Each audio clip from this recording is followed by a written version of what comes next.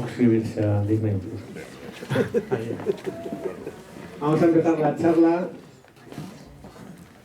Luego va a haber preguntas al final. Y bueno, David y Garbiñe. En teoría se me oye por aquí, ¿no? Sí. ¿Habéis visto el barrio de San José? Hemos dado una vuelta por aquí, sí. Hasta la esquina solo. Muy bien. Bueno, No muy lejos, pero con esto puesto no se puede ir muy lejos. hemos emitido los dos primeros episodios. El primero se titula Lucrecia, el segundo Tres balas. Faltarían los dos últimos. El siguiente, el tercero, es Detenidos. Detenidos habla fundamentalmente pues, de las personas que fueron los culpables del asesinato. Y luego el último, que se titula La sentencia, que se centra en el juicio. Bueno, antes de nada felicitaros, merece la pena, ¿eh? Sí, felicitaros por el trabajo, bueno, habéis oído, supongo, un trabajo de documentación enorme. Les hablaba, no sé, algún fan de Segovia de Cine cuando éramos menos famosos. Recordará que en este mismo ciclo emitimos Muerte del León, que ellos participaron.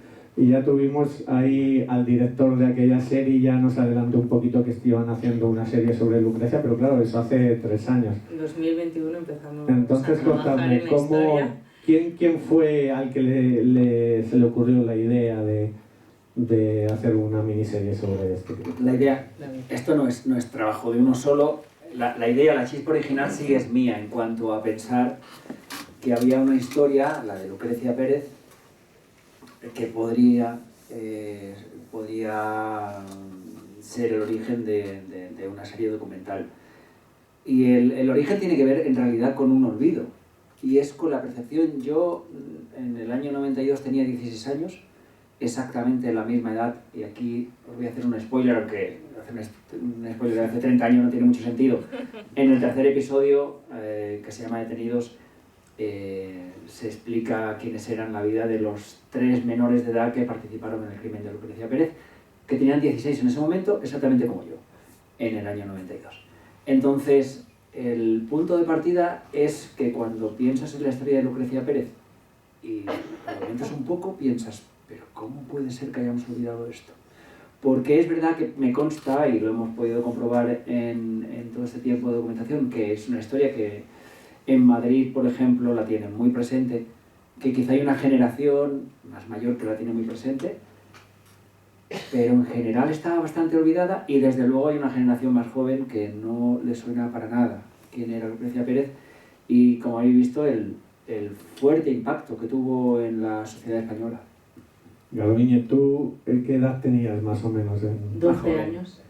No sé si tenías... Sí, yo soy de Vitoria y yo desconocía completamente el caso. Te iba a hacer una pregunta, pero bueno, ya os lo porque claro, luego a la hora de documentaros y hacer el trabajo de documentación, si vuestros recuerdos de aquel entonces coincidía con lo que vosotros veíais en esta serie de documentos que habéis encontrado, si más o menos cuadraba, por ejemplo, tu recuerdo de entonces a lo que has descubierto luego documentándote ahora. Claro, yo por un lado, como os decía antes, tenía un recuerdo muy amable del año 92. Yo crecí en Barcelona, luego las Olimpiadas. Tenía ese recuerdo, digamos, dulce del 92. Sí recordaba, y en eso había un paralelismo absoluto entre Madrid y Barcelona, recordaba la emergencia de los skinheads, porque también lo sabía la ciudad, porque todos los que vivíamos en esas calles sabíamos por qué zonas no había que pasar. Eso se ve muy bien en el tercer episodio. Exactamente. Los asesinos de Lucrecia Pérez partieron de la Plaza de los Cubos de Madrid, que era un punto de encuentro de, por lo general, jóvenes skinheads, algunos vinculados a alguna organización, y eso también lo había en Barcelona. Ese recuerdo sí lo tenía. Sin embargo, lo que no tenía para nada fresco, simplemente por mi edad de aquel momento, era todo el ambiente político, y eso sí, cuando empezamos a revisar el archivo, es otra de las potenciales que encontramos en esta historia, y era lo profundamente actuales que sonaban muchos de los discursos que se escuchan en el archivo. Ves frases de políticos, cosas que se dicen en las calles, pancartas que se cuelgan, que las mirabas y decías, wow, pero si esto podía estar sucediendo hoy, ¿no? Parecen frases copiadas. Entonces reformulo la pregunta que te iba a hacer, Garbiñe. Tú, claro, no recordabas, me has dicho, no tenías para mí el año 92 y entonces, es un recuerdo feliz. Al ver en la documentación todo esto, ¿qué pasó en ti? O sea, ¿qué reacción viste? ¿Qué te sorprendió? Pues sí, yo para mí el recuerdo del año 92, también porque era una niña, era un recuerdo feliz. Es verdad que también era una imagen que todos hemos proyectado en nuestras cabezas, de esa España progresista, ¿no?, que miraba hacia el futuro. Entonces, pues lo primero fue una sorpresa. De hecho, recuerdo cuando David pensó que podía ser una buena idea, buscó rápidamente como algunas imágenes por internet y hizo un pequeño montaje. Y yo recuerdo el impacto que tuve.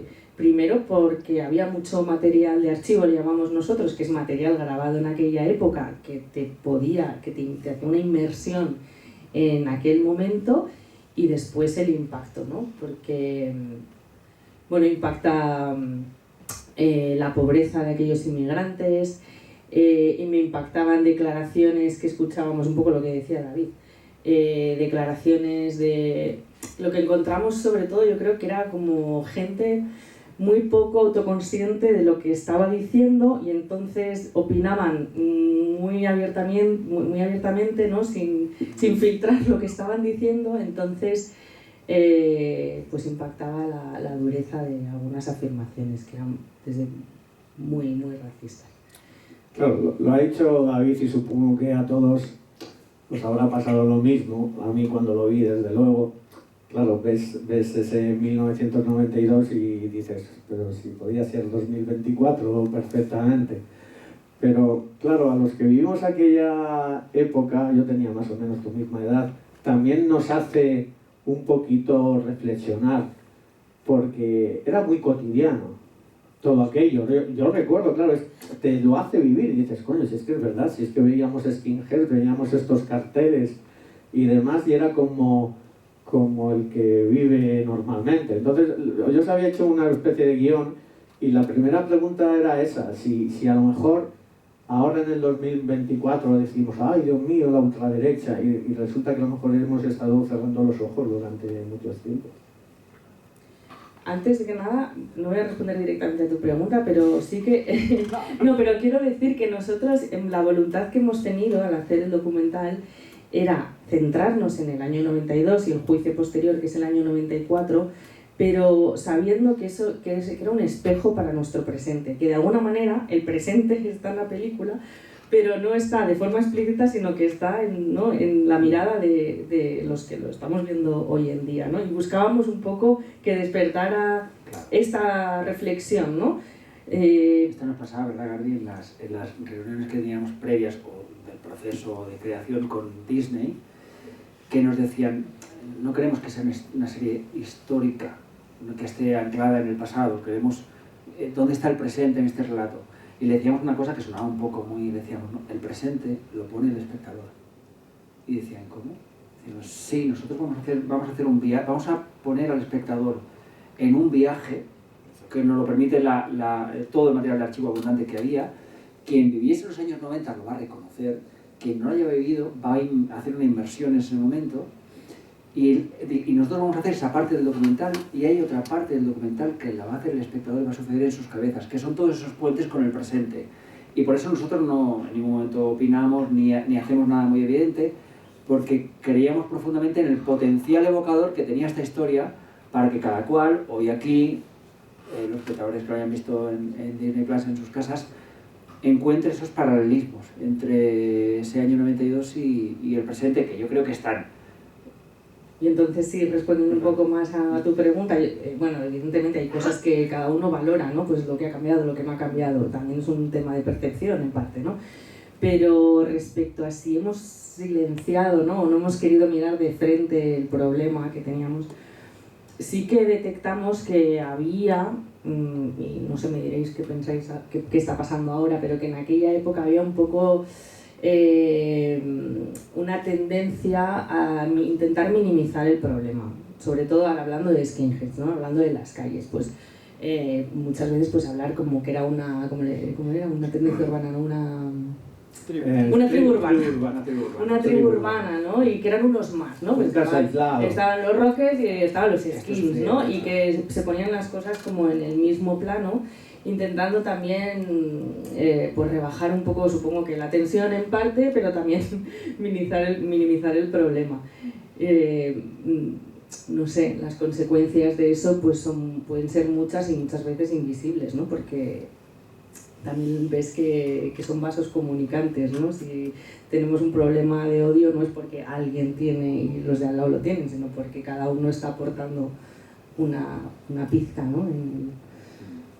Bueno, la serie es tan actual que, claro, hoy es 20 de noviembre, veíamos esa manifestación que estarán haciendo en este momento. Sí. Y esa es una de las cosas que, claro, esa convivencia que hemos tenido y luego dices, pues sí, son, pues eso, como Rockets o raperos, pues estos skinheads, y que yo recuerdo esa sensación de impunidad, porque claro, estábamos hablando de una reacción a la inmigración, pero es que estamos hablando de 1992, que habría un porcentaje de... ¿Qué porcentaje podría haber? El 2%. El 2%. Había 300.000 inmigrantes en España. Es que yo recuerdo precisamente que la comunidad dominicana quizás fuera la primera oleada de inmigrantes, claro, de la época ya de bonanza de la economía española. Que también es impactante. Fue la primera llegada masiva, entonces también se entiende cierta reacción de preocupación o de miedo, ¿no? Inicial, y ahí sí que tenemos que hacer una lectura, ¿no? También desde ahora, porque ahora ya han pasado muchos años, ya es verdad que hay mucha más inmigración, pero también sabemos pues, que nos supone una amenaza, ¿no? En nuestros días, incluso la podemos llegar a necesitar, ¿no? La necesitamos.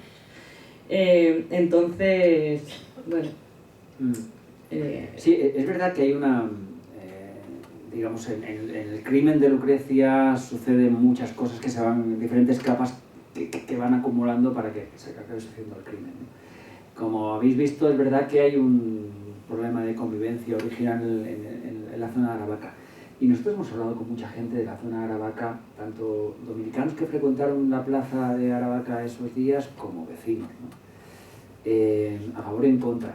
Hay una parte de la reacción en ese momento, de la España del momento, que es comprensible, que no es una pulsión racista automáticamente, sino que tiene que ver con la llegada del desconocido, con otras costumbres, con problemas básicos de convivencia. Y eso puede llegar hasta cierto punto ser comprensible. Otra cosa es que eso se suba, se escale y se convierta en un rechazo que es más racial, ¿eh? Fíjate que incluso recuerdo que hablando con mujeres dominicanas que llegaron en ese momento, recuerdo una mujer que hablamos, que hoy es una persona que tiene un cargo político en Dominicana, en la de inmigración, que nos decía que cuando ella llegó a Madrid en el año 92, ese no era el Madrid, digamos, que hoy conocemos multicultural. Decía, hoy vas por el barrio de Lavapiés y hay un lugar de kebab y un lugar de comida dominicana y un lugar de comida oriental. Decía, no, eran todos bares españoles, ahí no había una diversidad y eso lo percibíamos. Incluso nos decían, los dominicanos estábamos mucho más acostumbrados a la multiculturalidad porque años antes habían venido los españoles. Entonces era bastante común, incluso que hubiesen matrimonios interraciales, blancos, mulatos, tal. Eso no sucedía en España, porque éramos absolutamente homogéneos. Básicamente, el grueso de la población española era gente de piel blanca y era poco frecuente que llegase. Si uno revisa la historia de España, ese es el comienzo en que se puede decir que hay ciudadanos inmigrantes instalados aquí, prácticamente. Pero de todas formas, yo creo que aunque ahora tenemos una sociedad diferente y mucho más multicultural, pero creo que en gran parte también seguimos mirándoles como los otros, ¿no? Claro. No como parte de nosotros. Y es un problema, ¿no? Sí, quizá era más comprensible entonces porque era nuevo para la sociedad española y menos comprensible 30 años después, donde haya habido un proceso, digamos, donde la sociedad ha debido asimilarlo y darle una vuelta a la cabeza y comprender pues, que el mundo es diverso y que la gente tiene derecho a diverso. Claro, ahí tocáis un tema que yo cuando os he traído en coche me decíais, vamos a centrarnos un poco más en la elaboración de... Claro, porque yo en las preguntas que os he pasado pues metía bastante política. Pues, somos así. Entonces, claro, eso se ve, es curioso, se ve en la serie y lo trasladas a la actualidad. Entonces, claro, dices, con el 2% la misma reacción. 20 años después, con el 15% que habrá y con una sociedad ya completamente acostumbrada a vivir, la misma reacción. Entonces, claro, yo ahí era lo que os preguntaba. Claro, ves que lo que pasaba en el 1992 y en el 2024, la ideología racista que hay detrás de eso es exactamente la misma. Hablando como, no soy experta, ¿no? Que es lo que decíamos, nosotros hacemos series, claro, hacemos películas, lo que quiero decir es que, claro, pero no, lo que quería decir es que lo que sí que hay es gente que aprovecha como esa pulsión, esa emoción, ¿no? Para, bueno, pues para crecer políticamente. O sea, hay un uso visceral de emociones que se potencian y se alimentan, y por eso en parte yo creo que nos salimos, ¿no? Bueno, yo voy a decirlo más explícitamente, que a Abascal le podíamos haber visto en esa manifestación en 1992. Pues no sé si estaba, pero seguramente. Bueno, vamos a hablar un poquito de los 2 episodios que no se ven en los 2 que hemos proyectado, porque claro, como habéis dicho antes, bueno, esta historia continúa, se detiene al guardia civil, bueno, esto es un spoiler, vamos, a la totalidad.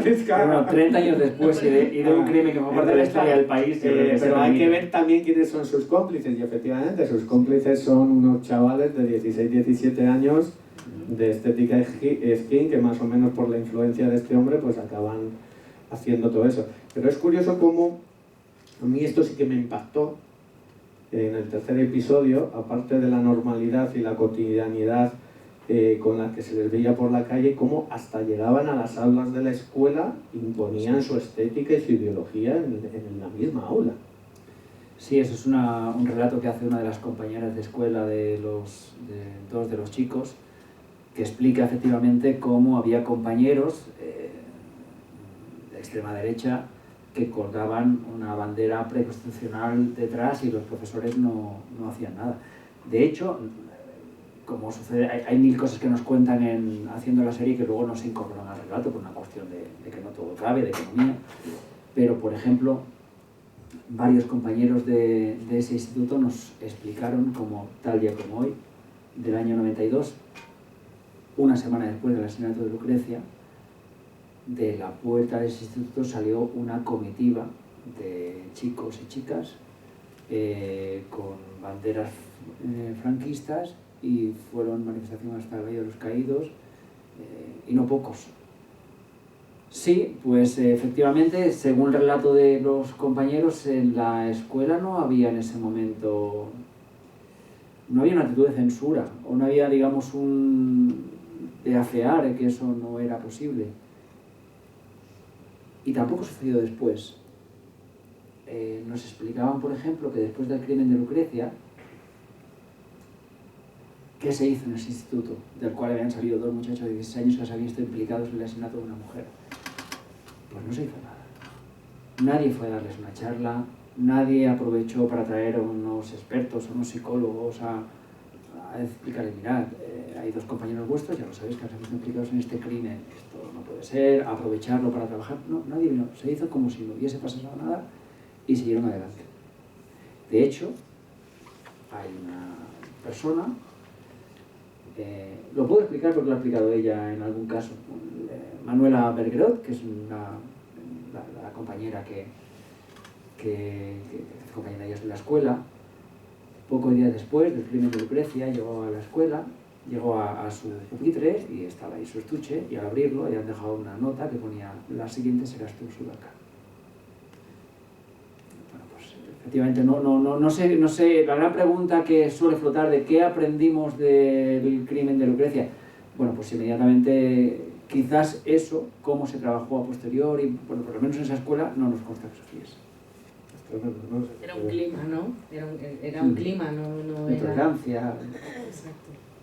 Porque también se ve en, bueno, aparte de, claro, no solo era el entorno de la escuela, sino el entorno familiar, por ejemplo, de uno de ellos, que era tremendo, ¿no? También.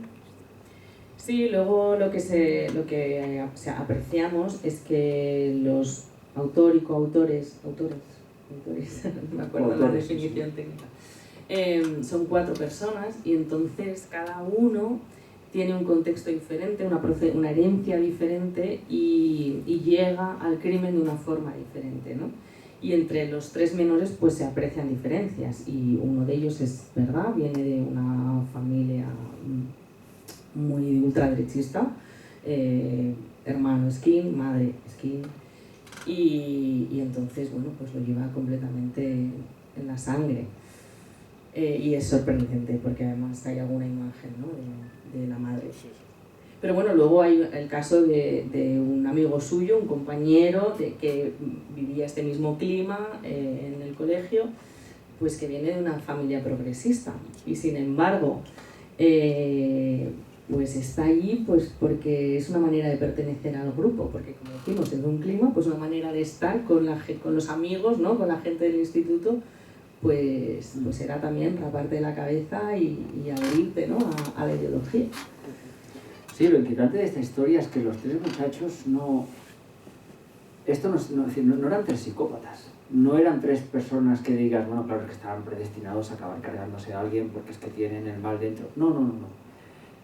Es verdad que hay uno que tiene más carga ideológica en su familia, hay otro que no, pero los 3 eran 3 muchachos, digamos, más o menos normales, por decir una palabra extraña, ¿no?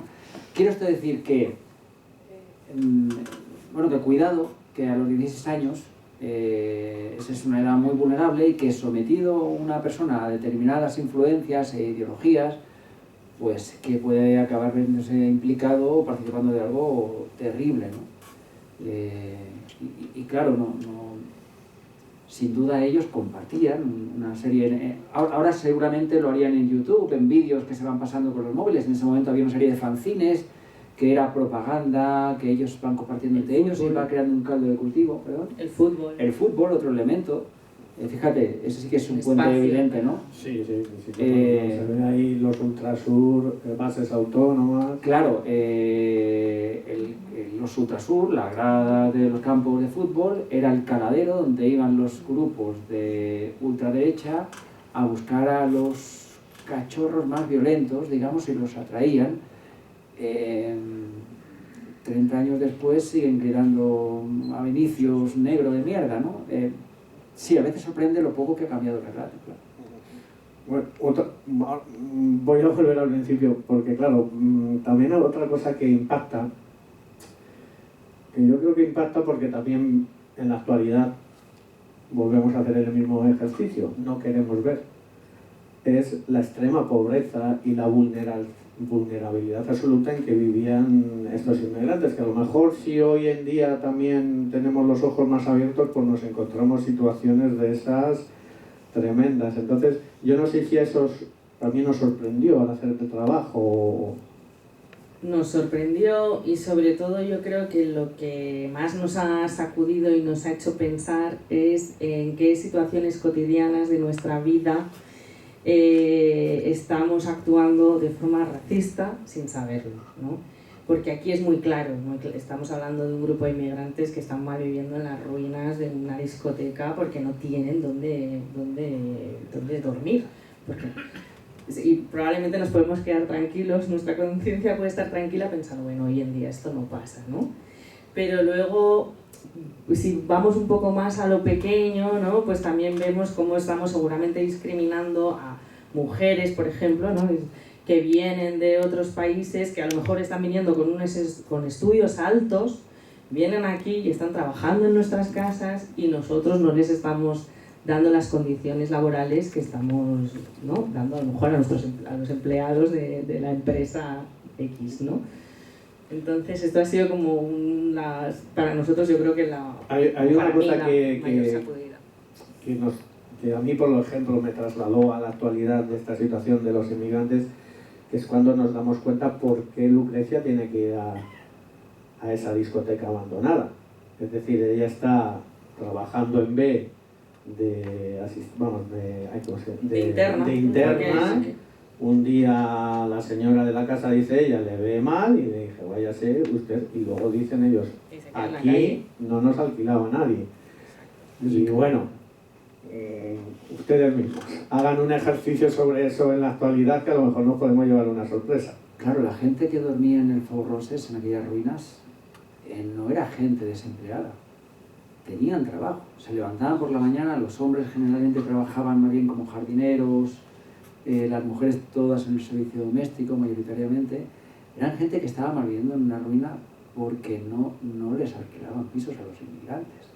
Entonces, salvo que estuvieses de interna, que era un régimen, digamos, de poca libertad, pero que al menos te daba alojamiento, pues no era fácil. De hecho, Lucrecia, cuando llegó los primeros días, fue a dormir a casa de una mujer que sabe, de Mari. Estuvo unos días en la casa donde estaba interna Mari, la acogieron unos días, pero claro, una situación temporal, ¿no? Y no, cuando porque tenían que pedir permiso a la familia claro. en la que estaban para acoger a una de ellas. Entonces, bueno, a veces lo conseguían, pero no querían nada. Cualquiera que conozcamos a personas inmigrantes en la actualidad, esos casos los tenemos cotidianamente. Muchos casos, por ejemplo, ahora cada vez se dan esos casos de las camas calientes que entre ellos mismos se tienen que alquilar. Y entonces, eso es algo que para mí, por ejemplo, me trasladó, dice, bueno, a ver, que no hemos cambiado tanto. Sí, hombre, si hablas con algunas de las mujeres que hablan y que en ese momento eran empleadas domésticas, todas ellas te dicen que hoy día, 30 años después, la situación para ellas es mejor. Compartir una vivienda y sí, todas ellas siguen trabajando en el servicio doméstico, lo cual también habla del ascensor social de este país, ¿no?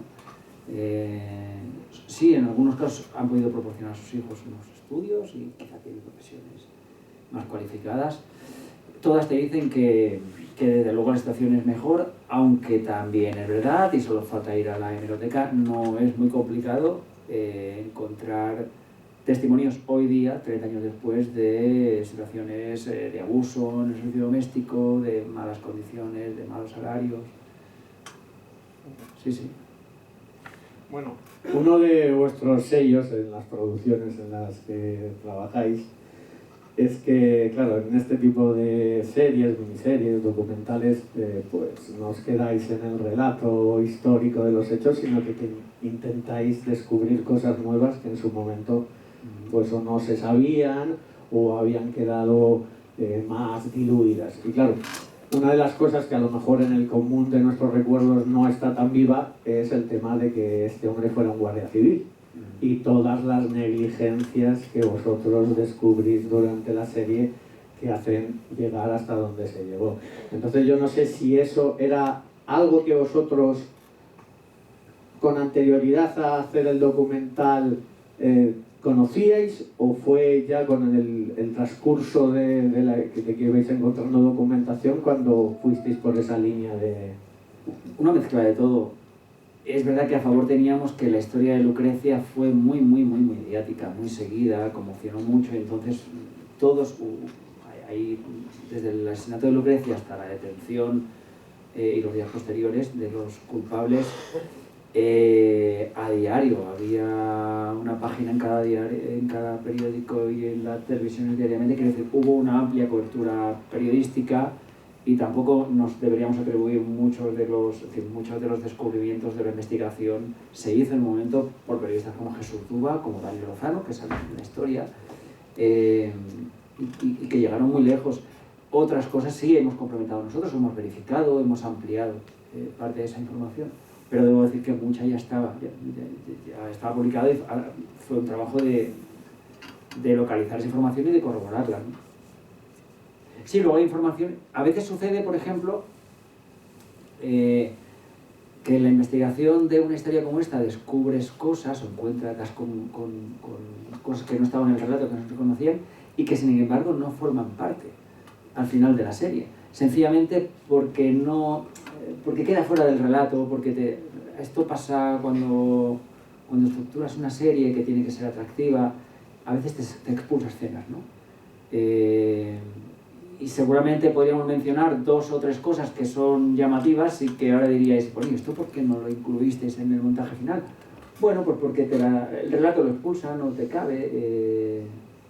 Sí, y algunas cosas porque finalmente decidimos que no, ¿no? Sí, por ejemplo, nosotros nos hemos acercado a los culpables o a su entorno, los hemos localizado, que no fue fácil, y sin embargo ninguno de ellos ha querido participar.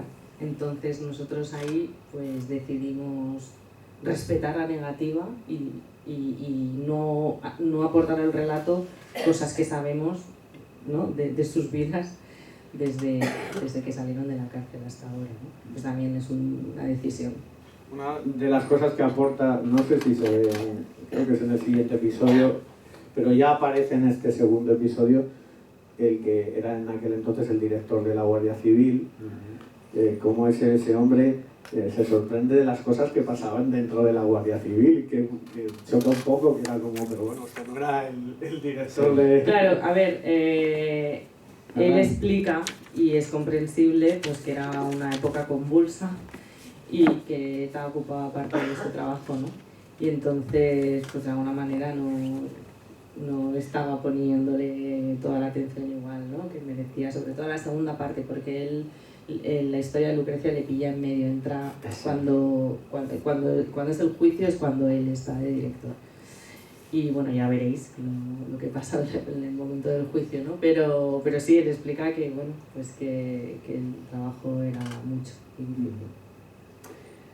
Sí, hay algo que tanto Ferran Cardenal como Narcís Serra nos explicaron y trasladan de algún modo en la serie, y es que,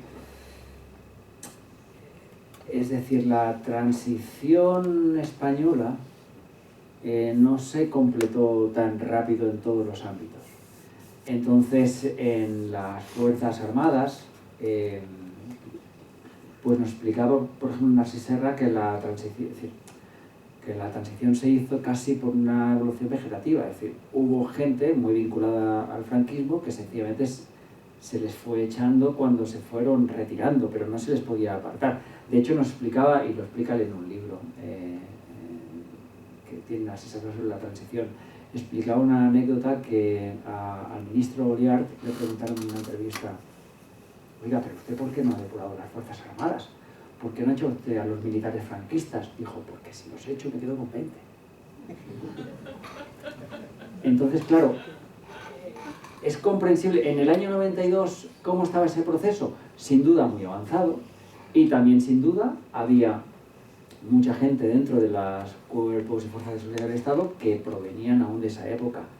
Luis, el guardia civil que participó en el crimen, bueno, que mató a Lucrecia Pérez junto con los otros 3 menores, esto no lo explicamos en la serie, forma parte de esa información que nosotros documentamos y que a lo mejor al final consideramos no nos cabe, no nos es pertinente.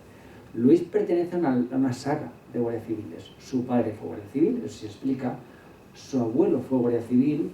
De hecho, durante la guerra civil se dedicó en el norte de España a perseguir a insurgentes.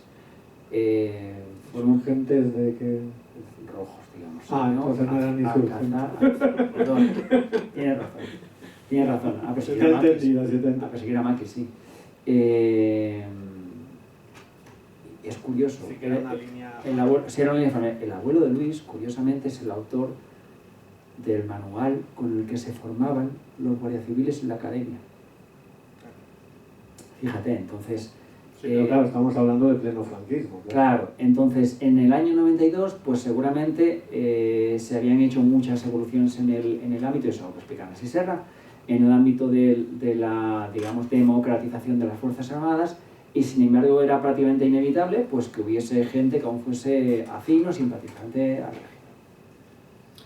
Pero claro, esa es una de las cosas que trasladadas a la actualidad, y cuando ves que el sindicato mayoritario de la policía y de la Guardia Civil es Jusapol, pues es tremendo, claro, es tremendo hacer, y es inevitable, claro, cuando ves la serie documental trasladarte al presente. Claro, mira, por decir, uno de esos descubrimientos que haces de la investigación que al final lo incorporamos a la serie, pero es una curiosidad relevante. Como habéis visto, el hermano de uno de los... El segundo episodio comienza con un suicidio. El hermano de uno de los jóvenes que estaba implicado en el crimen de Lucrecia era un guardia civil que se suicidó. También con vinculación con la extrema derecha. Cuando dimos con el expediente, toda la documentación de este caso del suicidio, en los documentos de la Guardia Civil, el teniente coronel que firma el documento del acta de suicidio, el nombre no es... ¿El nombre? Bueno, pues es un militar, es un capitán que fue condenado en el 23F, que fue a la cárcel por el 23F y que después de pasar por prisión, un capitán de la Guardia Civil se reintegró al cuerpo y estaba allí. Quiero decir, ¿hasta cuánta gente había? Bueno, pues un golpista. Estaba en activo en el año 92 con un alto cargo de la Guardia Civil. No solo no se le apartó, sino que cuando volvió después de cumplir pena de cárcel, era capitán y acabó siendo teniente. Se le promocionó. Es verdad que estaba en una área administrativa, pero seguía dentro del cuerpo. Sí, tremendo. Bueno, hay otro aspecto que digamos que es positivo, que se ve, que también nos traslada al presente un poquito, el hacer esa comparativa, que es las grandes movilizaciones que supuso la muerte de Lucrecia. Incluso también se ve ese surgir de asociarse por parte de las madres dominicanas. Y yo no sé si, os vuelvo a hacer la pregunta, a Garbiñe, si a ti comparándolo con la actualidad, ¿qué análisis es? Si eso ahora sería trasladable también, esa movilización tan grande. Es muy sorprendente y es más, tengo que añadir que en el Parlamento hubo quórum para denunciar, ¿no?, el crimen de Lucrecia. Todos los partidos estaban de acuerdo y se hizo una denuncia pública. Es sorprendente cómo el crimen sacudió a la sociedad, cómo salieron en masa a la calle y realmente vemos hoy en día hay crímenes de odio y no hay movilizaciones sociales. No sé qué nos pasa, no sé si es que estamos apagados, que las estamos normalizando. De hecho, ¿cómo se llama la asociación que contabiliza los crímenes por odio? Movimiento contra la Intolerancia ha contabilizado desde el año 91-92, que empezó a contar más de 100 crímenes de odio. Y no hemos hecho movilizaciones por cada crimen, ¿no? Muchos porque pasan desapercibidos, pero otros porque, no sé, porque estamos un poco dormidos, ¿no? Sí, claro. Creo que es en el tercero o el cuarto episodio, creo que es el juez que dice, bueno, fíjese que al crimen de odio o de tal se le han ido añadiendo nuevos agravantes, nuevos adjetivos. Entonces dice, usted haga un análisis usted mismo si hemos avanzado o hemos retrocedido. Bueno, pues vamos a pasar un poquito a las preguntas que queráis hacerle a Garbiñe y a David. Así que alzad un poquito la voz para que os podamos oír todos, ¿de acuerdo? Bueno, yo lo primero que quiero es agradeceros muchísimo porque yo no conocía esta serie y me ha parecido impecable. O sea que muchas gracias por mostraroslo, de verdad, muchísimas gracias. Y además es que lo habéis retratado perfecto. Pero sí quería comentar algo. Vosotros que sois jóvenes, sois muy jóvenes. Bueno. Yo no lo soy tanto. Y la perspectiva que yo tengo del año 92, y a lo mejor y que cualquiera me corrija si me equivoco, es que en aquella época, por ejemplo, no había tantas personas que morían en el mar viniendo de África. Ahora hay muchas más. Lo digo por este tema de la inmigración. Quiero decir que yo entiendo que este grupo de personas dominicanas hayan mejorado a lo largo de los años un poquito. Hayan mejorado. Pero yo no tengo la sensación de que ahora haya una conciencia mucho más positiva y solidaria con los inmigrantes. ¿De qué inmigrantes hablamos? Porque yo veo que el Mediterráneo es un cementerio Sí, sí, en la Yo época veo- también había muchas pateras. Yo, Sí, yo la veo industria de las gente que pateras. trabaja en el campo explotada, no tienen casi dónde comer, dónde dormir, en unas condiciones infrahumanas. Y veo a muchas mujeres también, desgraciadamente, dedicadas a la prostitución porque no tienen tampoco otras opciones. O sea, yo sí veo todavía el racismo puro y duro en muchos sectores. Y veo, como tú has dicho muy bien, que no hacemos, desgraciadamente, manifestaciones cuando tendríamos que estar todos todo el día, vamos, pues, no sé, manifestándonos en contra. Porque un ser humano tenga un color de piel diferente, haya nacido en otro país, me da igual, o hable otro idioma, pero ¿por qué tenemos que despreciarle? Para mí, tú has dicho antes, es explicable, para mí es inconcebible, para mí es inadmisible. No quiero ni no, yo lo Yo me refería al choque que provoca, digamos, la llegada de gente, como puede ser cualquier comunidad, sean es decir, de nuevos vecinos, No el desprecio. ese choque, no el desprecio. Sí, Ese choque de convivencia es comprensible al principio hasta que la Es que no gente se debería conoce. ser comprensible, es que no debería ser comprensible, debería ser inaceptable, inadmisible. Yo creo que comprensible en el sentido entiendo. de que Hasta que era te comprensible, claro. de que era muy probable que pudiera pasar. Yo creo que eso es el que significa. Pero mirad, os explico, recogiendo ese sentimiento que manifestabas, os explico algo que en la Plaza de Aravaca, como habéis visto, había un centro cívico, ese centro cívico que le negaron las autoridades, incluso para velar a Lucrecia, a la familia, en los días posteriores.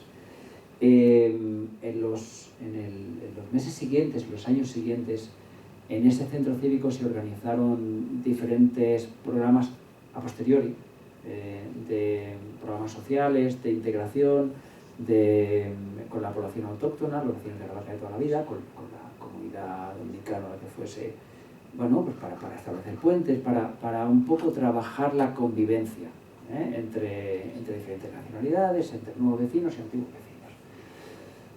Bueno, parece una buena manera de enfrentarlo, ¿no? Si no me equivoco, 2 años después, en ese centro cívico se organizó un acto donde estaban invitados gente inmigrante.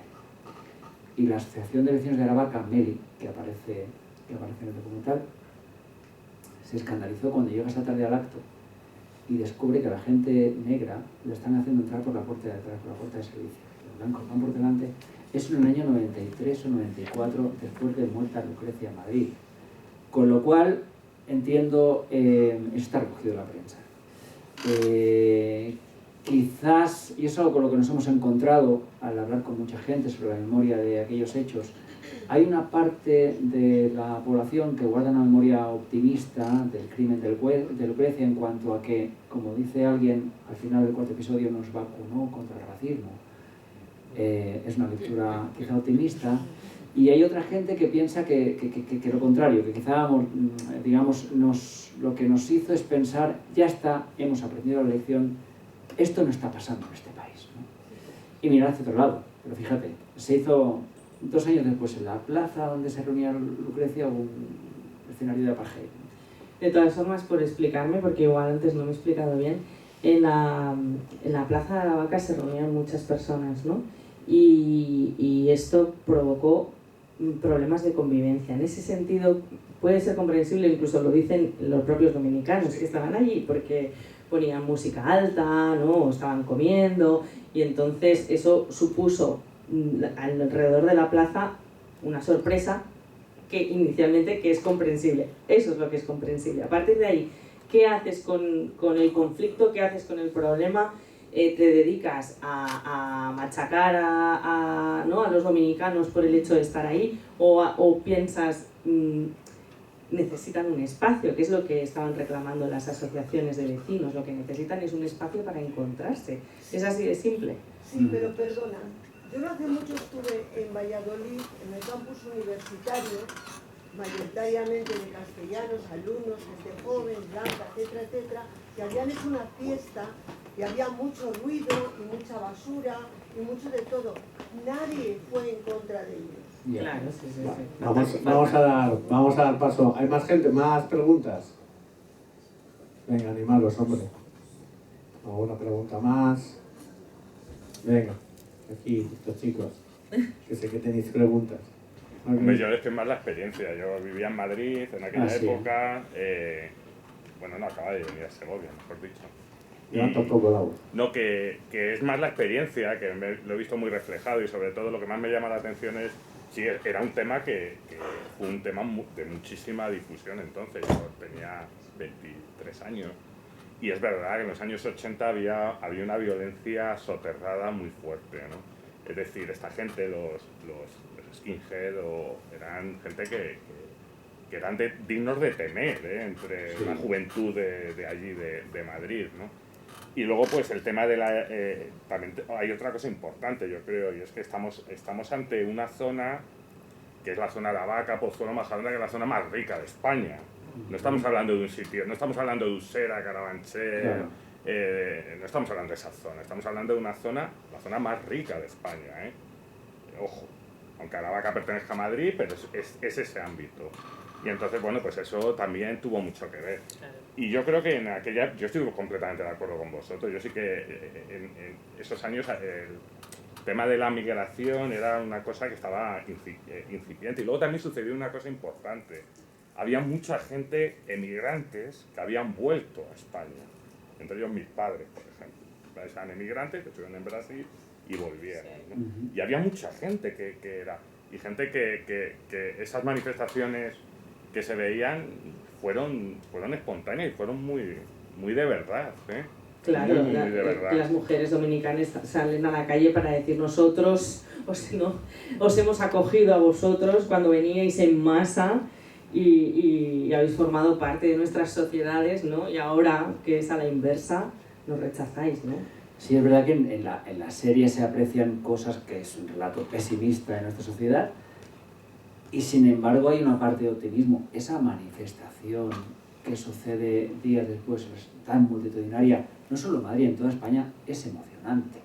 Y la forma en que en diferentes ciudades de España se salió a la calle consternada la sociedad a decir esto no puede suceder en nuestro país, es una reacción espontánea muy emocionante, que en realidad lo mencionabas tú antes, la duda es, ¿sucedería ahora? Si mañana matan a una mujer en Madrid o en Valladolid, en Segovia, ¿saldremos a la calle masivamente? No creo. Bueno, creo que hemos normalizado... lo que decías tú, una proclamación en el Parlamento unitaria no se iba a dar. No, eso ya imposible. Podemos decir que no se iba a dar. Sí, imposible. Eso... Mira, hay una cosa que has introducido tú, que sí que es cierto, porque claro, en ese momento, esta llegada de inmigrantes lo que provoca sí que es un conflicto, digamos, entre ricos y pobres.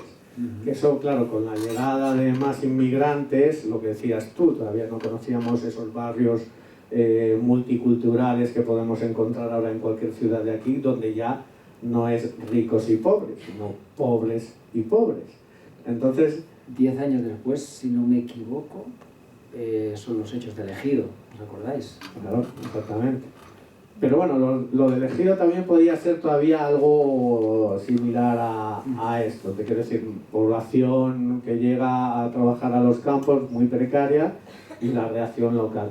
Pero claro, luego ya estamos ese sí que es un elemento, digamos, del que podemos hablar un poco. Claro, ya los emigrantes están al mismo nivel en barrios de trabajadores, entonces... ¿Pero están al mismo nivel? No. Claro. ¿O entre pobres y más pobres? Exactamente.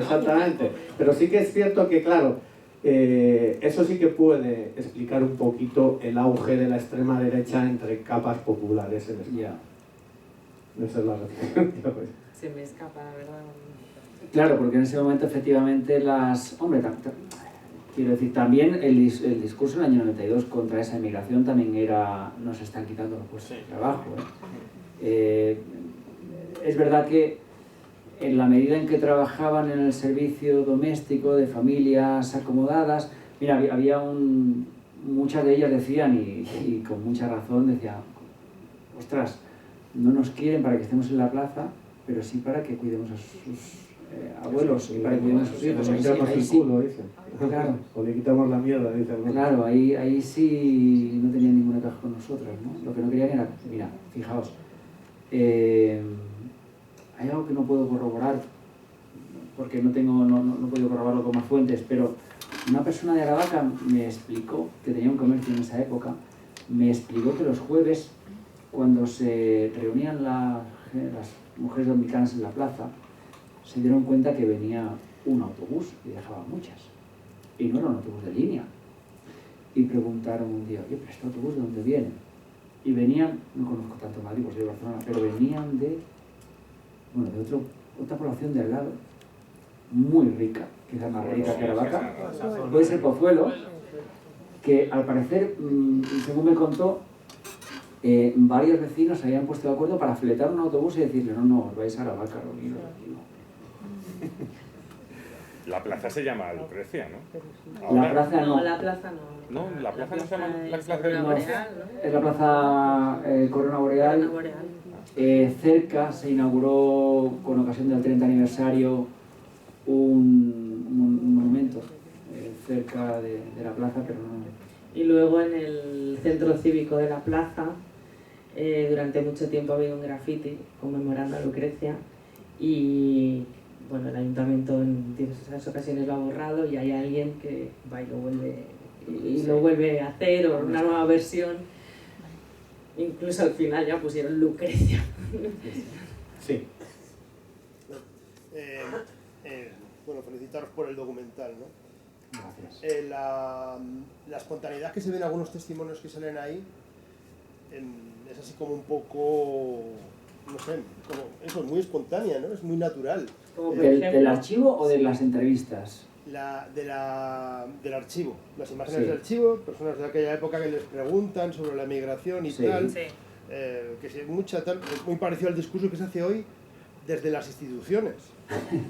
O sea, a lo mejor le preguntas a un vecino y le cuesta ser tan espontáneo, porque sabe que eso está mal Hoy visto. día. Es lo que decía yo No al se puede principio, medir el que- racismo de la misma forma, pero es que ese discurso está en las instituciones. Y luego quería preguntaros otra cosa, una cosa como más técnica, ¿no? Porque no sé exactamente cómo se hacen los documentales estos, aunque me lo puedo imaginar. Hay una parte de entrevistas que se hacen ad hoc, otra parte de documentos que se rescatan, ¿no? Sí. Y luego, ¿qué parte hay de ficción? ¿O cómo se distribuyen esas tres partes? Hay como imágenes de relleno un poco que se graban específicamente para ambientar. Hay o... un tipo de imagen, bueno, hay primero planos que filmamos pues en la calle o a veces en lugares, ¿no? Detalles. Y luego hay un tipo de filmación que le llamamos reconstrucción, que, bueno, no es ficción porque no llega a haber actores, pero sí personas que representan. Por ejemplo, aquí habéis visto, se va a ver más en el episodio 3, pero aquí sí que el episodio arranca con el suicidio del guardia civil en un pueblo pequeño, y aquí son imágenes que hemos grabado nosotros. Se nota, ¿no? Por el Claro, grupo. claro. Sí. En ese sentido nosotros, por cómo trabajamos, Evoca, la ¿no? productora Evoca un poco con la productora que trabajamos nosotros, porque hay mil formas de hacer eso, con más libertad, con más ficción o con menos. Nosotros, por nuestra manera de entenderlo y también en sintonía con la productora con la que trabajamos, que ya Steve Webster se llama el director, que también tiene lo conoces, un tío muy... Sí, muy... lleva- Bueno, quiero decirte, por resumir, aunque hagamos esas reconstrucciones, que es básicamente grabar como si alguien hubiese llevado una cámara en ese momento, pero lógicamente los culpables, todo el mundo de los culpables no tenemos una cámara para ir, no hay filmaciones de ellos, ¿no? Pues reconstruimos esas escenas de los culpables. Todo lo que hayáis visto que está como creado, como si fuese esa parte de reconstrucción, está hecho absolutamente fiel al detalle. Es decir, nosotros no aportamos nada de nuestra cosecha, no ficcionamos nada. Quiero decir que si ves cómo van vestidos, es exactamente como iban vestidos. Si lleva es decir, Luis llevaba una chaqueta de piel exactamente como esa, unos tejanos, unos zapatos, el talbot era ese. En el episodio 3, que no habéis podido ver, se reconstruye, se narra. Encontramos un material de archivo inédito y muy valioso, que es a los muchachos, los culpables, narrando cómo cometieron el crimen, con sus propias voces. Evidentemente eso está ese audio y lo narran ellos mismos, y la reconstrucción es nuestra. y nosotros, toda esa reconstrucción es absolutamente fiel. El cómo van vestidos, el cómo se mueven, el qué hacen en cada instante. ¿Cómo lo sabemos? Por fortuna en este caso había un sumario con muchas investigaciones, mucho relato muy explícito, con mucho grado de detalle, donde no hemos ido a las fuentes originales y hemos preguntado ¿cómo era ese lugar? ¿Qué hiciste en ese momento? Intentamos no ficcionar nada, que a veces puede ser, digamos, una limitación cinematográfica, porque puede ser menos atractivo, pero si tenemos que elegir entre que sea más atractivo y más fiel, siempre más fiel. En el tercer episodio hay más reconstrucción. Yo recuerdo que a Justin le hice esa pregunta porque me sorprendió también, y ahí Justin me dice, es que ese es nuestro trabajo. Esa fue, Claro. esa fue. Pero bueno, también hay gente, otras productoras y otros directores y directoras, y es Sí, también legítimo que lo hacen pues con más... pues toman más licencias. Más interpretación. Toman más licencias. Nosotros una proyección. Sí. Tenemos hay una- veces que se hace cómic. También. Sí, claro, hay mil maneras de Dibujos hacerlo. animados, Sí. y se puede ser fiel a la realidad igual, hacen una narración. Son Sí, opciones. sí, sí. Es decir, por ejemplo, pongo un detalle para que veáis el grado de pormenorizado que es. En el tercer episodio, no sé, creo que no se ve, no se ve, arranca el tercer episodio, hay una pequeña imagen donde se ve a Luis, al guardia civil, en el momento en que está detenido y le están tomando declaración. Luis está moviendo en ese momento un vasito de aquellos de máquina de café con un palito. Bueno, eso sabemos que era así porque un periodista, en la libreta que aún conserva de ese momento, se entrevistó con el abogado de oficio que tuvo en ese momento y le explicó, en ese momento cuando fui a ver a Luis tenía un vasito y 4 o 5 palitos de café con los que estaba jugueteando todo el rato nerviosamente, y nos permitimos poner que estaba moviendo un palito porque sabemos que estaba moviendo café con un palito. Ese grado de locura llegamos con esto para ser fieles. Yo Sí. quería preguntar cuánto el tiempo que ellos estuvieron en la cárcel. Y luego hacerles una propuesta, poner el tercero y el cuarto en algún momento. Yo os animo que los que no tengáis prisa esta noche ni hambre lo veáis encantados. Hay que abonarse, que está bien barato. Pero Ahora sí, te abonamos tomas a una 10 cerveza y casi es más caro que... Pero bueno.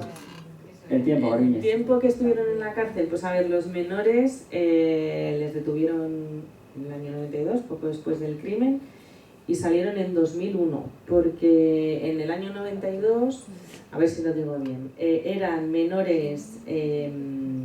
Bueno, en aplicación hubo... eran menores legales, porque tenían menos de 18 años, pero en aquel momento se les sentenciaba como si fueran adultos. Sí, tenían edad penal. Tenía edad penal. Exacto. 16 años. Y sin embargo luego en 2001, cuando se aprobó la ley del menor, se aplicó de forma retroactiva, y entonces ellos estaban en la cárcel cumpliendo condena y retroactivamente pues se les aplicó y salieron. Luego estuvieron del año 92 hasta el 2001 los menores. Y el guardia civil estuvo hasta 2011. Sí, y cumplieron penas que son más largas. ¿Sí? Hoy comentaba con vosotros que creo que a este guardia civil se le aplicaría probablemente lo que se llama eufemísticamente, como es la cadena perpetua, que aquí la llamamos la perpetua, o no, revisable, la no sé qué revisable. Pues no lo sé. Sí, eso fue otro cambio en la época de Rajoy del Código Penal, no sé cómo se llama, Aplicaron... prisión permanente revisable. No lo sé, sé que nos consta, está explicado, aplicaron la pena en su grado más alto. También a los menores, porque claro, esto es algo que no habéis visto el cuarto episodio, y por lo tanto hay un parte de la historia que os perdéis. Si tenéis ocasión de verlo, estoy haciendo un spoiler, igual lo olvidáis. Los menores, cuando fueron a juicio, digamos, la fiscalía les atribuyó un grado de participación en el delito, y ellos tuvieron una actitud en el juicio que, digamos, intentaron eludir su participación. Engañar al juez. Y entonces el fiscal hizo algo que era poco frecuente, y es que al acabar la vista oral, al acabar el juicio, pidió penas más altas y incrementó. Pasó de de homicidio o asesinato, Sí. Sí. Sí, sí. y pasó de pedir un número de años a más años de cárcel. Entonces les perjudicó, la actitud que tuvieron en el juicio les perjudicó. Eso tiene que ver mucho también con qué sucedió desde el año 92 hasta el año 94. Ellos estuvieron en prisión preventiva, los 3 menores, la Guardia Civil por un lado, en una cárcel, y ellos estuvieron en prisión preventiva. Es interesante porque tendemos a pensar que con meter a la gente en la cárcel se soluciona todo. Bien, en este caso, el paso por la prisión preventiva de estos 3 menores no solucionó nada. Al contrario, dentro de la prisión, por diferentes motivos, se radicalizaron.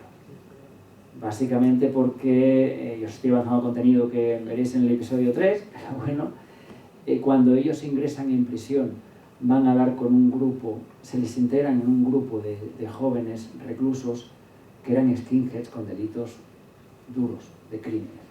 Y ellos son recibidos en ese entorno como unos héroes. Es decir, y encima se les recluye juntos. De maneras que ellos, digamos, de algún modo, para sobrevivir dentro de ese entorno, pues si no eran radicales antes, desde luego lo eran más cuando salieron. Y luego dentro de prisión pactan pues llevar a ir al juicio con una historia común que nada tiene que ver con su participación, o que los tribunales consideraron que no tenía nada que ver con su participación real en el crimen, con lo que hicieron, ¿no? En parte influidos por uno de los abogados de uno de los menores. Esos vínculos curiosos que tiene la historia. Uno de los menores, el más radicalizado, elige como abogado a un, en ese momento, muy prestigioso abogado y muy significado por defender a gente de la extrema derecha, entre ellos a Tejero, en el juicio del 23F. Y este abogado tiene mucho que ver en crear el relato que ellos van a llevar al juicio, que a la postre les perjudicó. Bueno, ese es otro debate también interesante, cómo ha evolucionado el mundo de la justicia desde aquel entonces a la actualidad, que probablemente sacaríamos una conclusión también bastante no muy positiva. Bueno, la última pregunta, si queréis. Yo quería recordar el crimen... Sí, levanta la voz un poco. El de Samuel, el crimen Sí. de Vigo, que, bueno, pues... ahora El crimen de Samuel de La Coruña de hace un par de años. Sí, no, bueno, el juicio ha sido esta semana, las claro, anteriores. todavía Sí. creo que no hay sentencia. No hay sentencia, creo que no. Y entonces, bueno, pues nada, para la reflexión, ¿no? Sí, antes cuando es hablábamos de algo, las vamos, manifestaciones... evidente, o sea, que es también un crimen... Exacto. Cuando hablábamos de las manifestaciones estaba pensando en Samuel. Yo igual es que yo no me he enterado, pero no sé si ha habido manifestaciones masivas. Masivas no, ni mucho menos como la de Lucrecia. Sí, como decía antes Daniel, el juez instructor explica al final del documental que los delitos de odio, el artículo se ha ido ampliando, se ha ido modificando, y cada vez para incorporar nuevos delitos. Es decir, el delito de odio lo que ha hecho es diversificarse. En principio era racismo, después era discriminación por razón de sexo, por razón de aporofobia. Es decir, el odio sigue diversificándose, y el hecho de que se vaya ampliando el tipo de delito implica que no vamos a mejorar. Y que del odio y de todo este tipo de actitudes nadie está libre, porque los asesinos o los presuntos asesinos de Samuel son emigrantes, justamente, muchos de ellos. Bueno, pues nada más. Gracias a los dos por venir. Y a vosotros por acompañarnos en el otoño republicano. Y vamos a poner los avances del invierno, pero así estáis atentos a nuestras redes sociales, os inscribís a Disney Plus y a nuestras redes sociales también. Gracias a todos. Gracias.